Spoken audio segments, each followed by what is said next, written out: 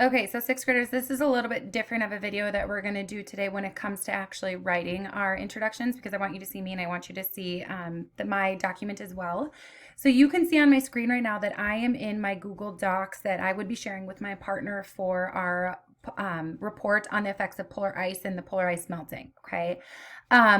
Today, like I said, you guys are going to be working on introductions and conclusions. Now, we have talked a lot about how when you are doing these papers, you're doing individual paragraphs, okay?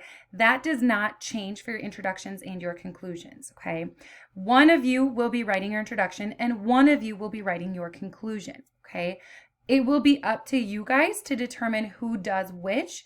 And we'll talk a little bit more about that in a little bit, but that needs to be a conversation. That is not just someone saying, oh, I want to do introduction, you can do conclusion. They're going to be very similar in how they're set up, but we need to make sure that we're discussing that and not just assigning things. So now I've got my entire Google Doc here, so you've got all of my things that I've typed out in here in my Google Doc. What's missing is the introduction. So when I'm writing my introduction, a couple of the things I'm going to think about is I'm going to go back to, okay, what did I write my report on? I wrote about the effects of polar ice, which polar ice caps are melting, and how it's affecting humans and animals, okay? So things I want to think about are, what can I write to make readers excited about my topic? Because this introduction at the beginning is the first thing that they're going to read about my topic. If I bore them, they might put my paper down and be like, I'm over this, I don't care. So I want to think about how I can get them excited about my topic. Then I want to think about too, how can I get them excited, not only excited, but curious about my topic? Because if they're curious to learn about melting polar ice, they're going to want to read more. And the third question is, what might I tell my readers about what they will learn in my report? Because in that introduction, that first paragraph, we're kind of giving them a glimpse of what they're going to learn. We're not giving specific details, but we're giving them like okay, here's what I'm teaching you about. Let me hook your attention. Here's kind of the things you're going to learn in this report. Okay.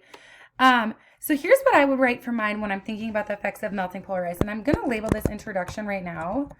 And I'll probably remove all of these in a little bit. But what I'll write is first I indent. And again, you guys probably have to do a lot of spaces on your iPads. But I'm going to think, okay, so I'm talking about melting polar ice. I'm thinking about where they are, how it works, or how they're melting and how they're affecting people. I'm probably going to start and say, okay, polar ice, I should probably start with where it's located. So I'm going to say at the far ends of the earth, unprecedented, which means like something that's not expected. Unprecedented changes are occurring.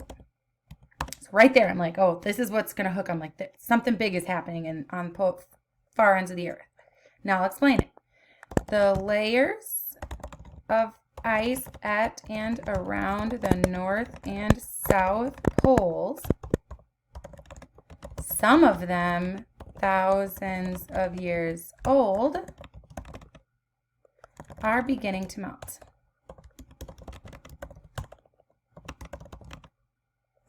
Although this polar ice melt is happening in places where few people live or even visit,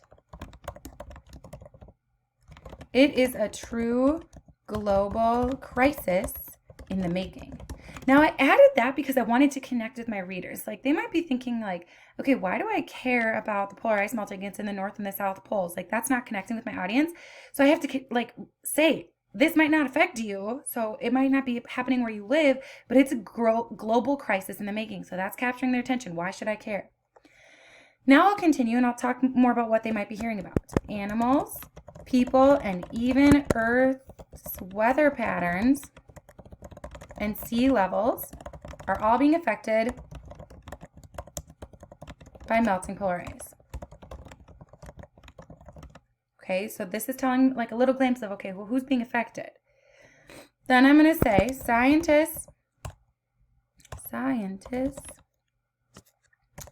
and concerned leaders around the world are studying this issue and looking for ways to solve it. But it is important for all of us to understand the problem of melting polar ice. So now I have to think to myself, did I answer those three questions? What can I write to make the readers excited? How can I get readers curious to learn about it? And what might I tell my readers about that they're going to learn about? So I'm going to reread this. At the far ends of Earth, unprecedented changes are occurring. The layers, I'm sorry. Spell check. At the far ends of the Earth, unprecedented changes are occurring. So that kind of hooks them. It gets them curious, like, wait, what is the change? The layers of ice at and around the North and South Poles, some of them thousands of years old, are beginning to melt. So I'm telling them what they're going to read about. Although this polar ice melt is happening in places where few people live or even visit, it is a true global crisis in the making. Animals, people, and even Earth's weather patterns and sea levels are all being affected by melting polar ice.